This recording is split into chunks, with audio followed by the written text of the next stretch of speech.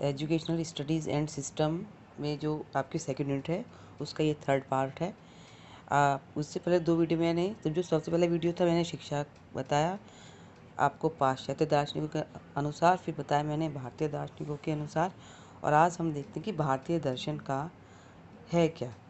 जो हमारा भारतीय दर्शन है उसका जो रूट है या मूल सोर्स है वो आपकी है वेद, यानी कि हमारा जो पूरा दर्शन है वो वेदों पर आधारित है। और वेद पता ही आपको 4 हैं, ऋग्वेद, यजुर्वेद, सामवेद और अथर्ववेद। अब वेदों में दर्शन को क्या कहा गया है? वेदों में कहा गया कि दृश्यते अनेन इति दर्शनम, अर्थात जिसे देखकर जाना जाए वह दर्शन है। इनके जब व्यक्ति खुद ही किसी चीज़ को देखे, उसके बारे में समझे, तभी कहते हैं कि वह उसका दर्शन है।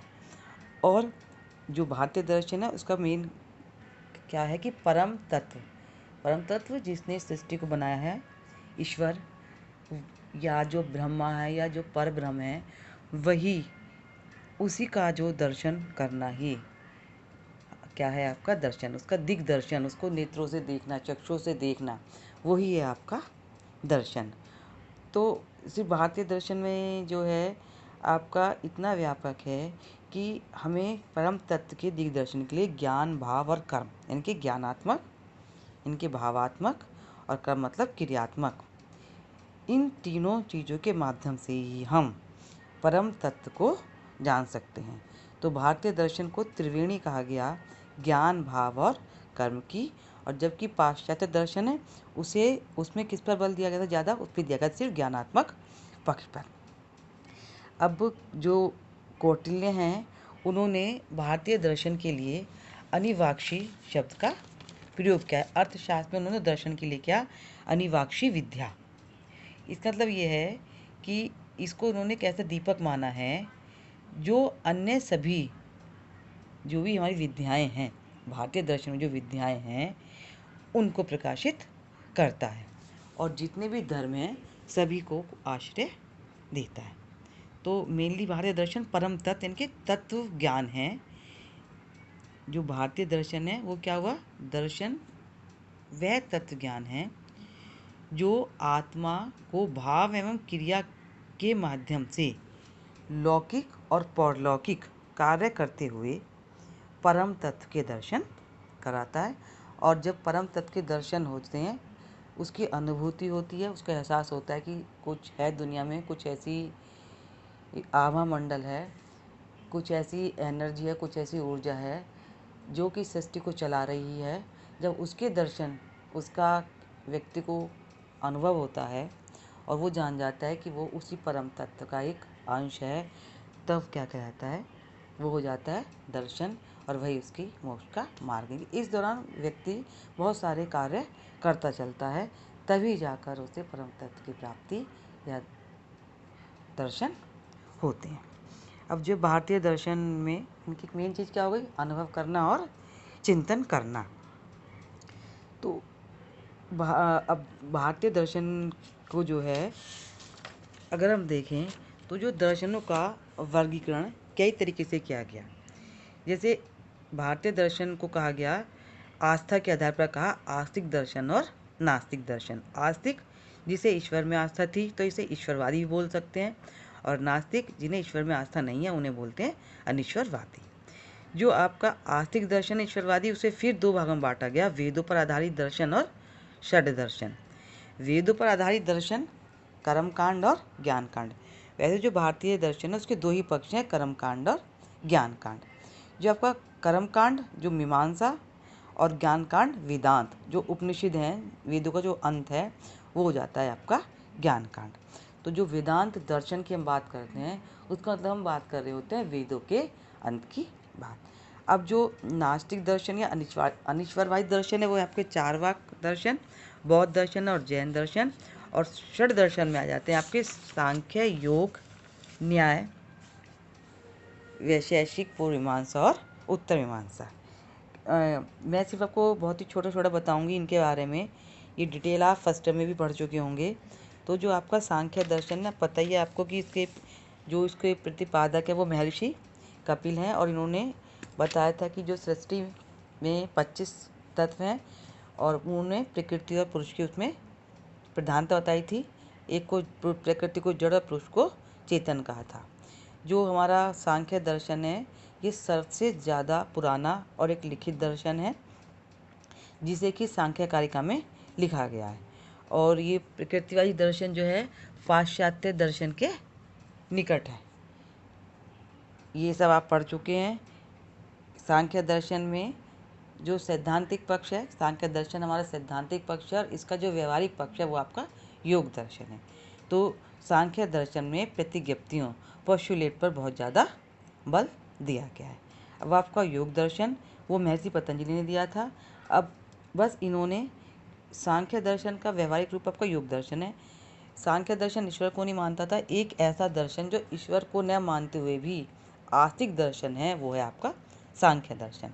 अब योग दर्शन में आपके 26 तत्व हो गए। सांख्य दर्शन में थे 25 और योग दर्शन में 26, क्योंकि इन्होंने प्रकृति पुरुष के साथ साथ ईश्वर को भी माना है।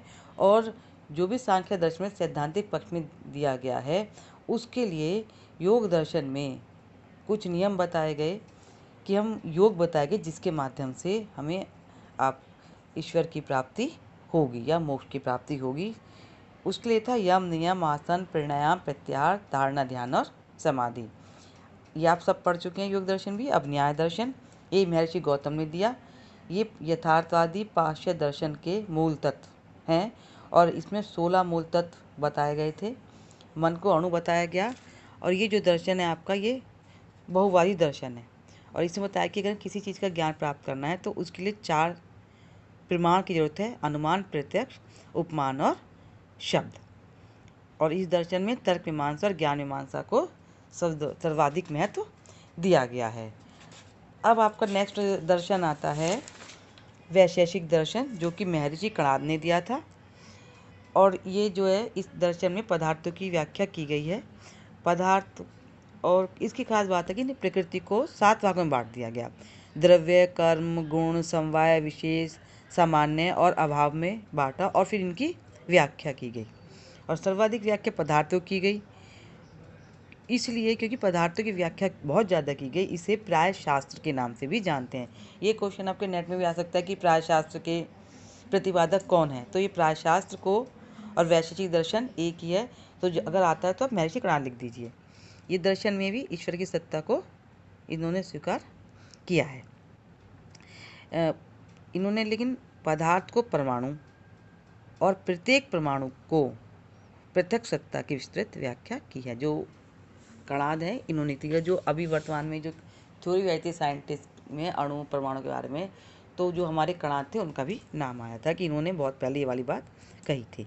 अब आता है आपकी पूर्व मीमांसा। ये इसको दिया था महर्षि जैमिनी ने, लेकिन इन्होंने ईश्वर को नहीं माना है। ये आपका आस्तिक दर्शन, ये भी ईश्वर को नहीं मानता, लेकिन ये दर्शन क्योंकि वेदों को मानता है, वेदों की सत्ता को मानता है और वेदों में जो कर्म कांड दिए गए हैं उस पर उसका बल है। वो कहता है जो भी वेदों में लिखा गया है वही धर्म है और इसके अतिरिक्त हम जो भी काम करेंगे वो क्या है, आपका अधर्म है।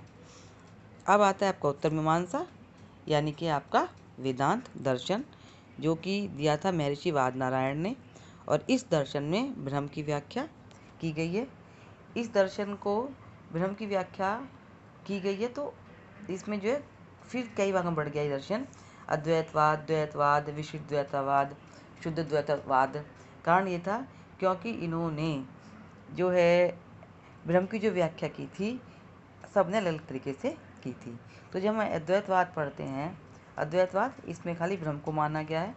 द्वैतवाद इसमें ईश्वर को भी मान लिया गया है। जो आपके विशिष्ट द्वैतवाद हैं इसमें भी आपके ईश्वर को माना गया। तो अब जो अद्वैतवाद था ये शंकराचार्य जी ने दिया। आपका जो विशिष्ट द्वैतवाद है ये आपका रामानुजाचार्य ने दिया था। तो ये जो सारे आपके वाद हैं इसमें ब्रह्म की व्याख्या आपके अलग अलग तरीके से की गई है। अब बात करते हैं नास्तिक दर्शन की। नास्तिक दर्शन आपका उसमें 3 बताए थे मैंने: चार्वाक, बौद्ध और जैन। चार्वाक दर्शन दिया आपके महर्षि बृहस्पति ने। बिल्कुल ही भौतिकवादी दर्शन है। भौतिकवादी दर्शन भी कहते हैं इसे, जड़वादी भी कहते हैं और सुखवादी दर्शन भी कहते हैं। ये कहता है मानव और उसका शरीर ही सब कुछ है। ये आत्मा, परमात्मा, मोक्ष, अमरता, जगत, जीव मुक्त कुछ भी नहीं है, ना ही पुनर्जन्म है। यानी कि का कहना ये कि मनुष्य का शरीर बार बार इस धरती पर जन्म नहीं लेता। इसलिए जब आपने एक बार जन्म ले लिया तो आप आपकी जैसे भी हो, जितनी भी सुख सुविधाएं हैं दुनिया में, अगर आप आए हो तो सुख सुविधाओं का फ़ायदा लो। उसके लिए आपको चाहे किसी से कर्ज क्यों ना लेना पड़े। तो ये जो हमारे पुरुषार्थ हैं भारतीय दर्शन में, पुरुषार्थ चतुष्टय से धर्म, अर्थ, काम और मोक्ष, तो इसमें धर्म और मोक्ष पर कोई बल नहीं दिया गया, सिर्फ अर्थ और काम पर बल दिया गया है। फिर है आपका बौद्ध दर्शन, जिसे कि 6वीं शताब्दी में ईसा पूर्व के आसपास गौतम बुद्ध ने इसको दिया था। और इसका जो जन्म ही वैदिक धर्म में जो कर्म कांड हो गए थे और वो दूषित करने लगे थे समाज को, तो उसके विरुद्ध में हुआ था। और इन्होंने मेनली था इनका दुख का निवारण। तो 4 आर्य सत्य बताए थे इन्होंने, और अष्टांग मार्ग बताया था कि किस तरह हम को दुखों से मुक्ति मिल सकती है। जैन दर्शन ये भी बौद्ध दर्शन के साथ साथ ही चल रहा था, और इसके जो आपके प्रवर्तक थे वो माने जाते हैं आदिनाथ ऋषभदेव। और इनके जो 24 तीर्थंकर हुए, जिसमें महावीर स्वामी ने इस दर्शन का बहुत ज़्यादा प्रचार प्रसार किया। ये दर्शन जो है वेदों को नहीं मानता, और ये जो है आपके प्रत्यक्ष ज्ञान, शब्दवय लक्षण ज्ञान और मनोभाव द्वारा अनुभूत ज्ञान और अंत में केवल्य ज्ञान पर बल देता है। केवल्य ज्ञान का मतलब मोक्ष की प्राप्ति। तो ये लगभग आपको मैंने पाश्चात्य दर्शन बता दिया, क्या है भारतीय दर्शन समझा दिया। अब जो नेक्स्ट वीडियो होगी उसमें देखेंगे कि दर्शन और शिक्षा का आपस में क्या संबंध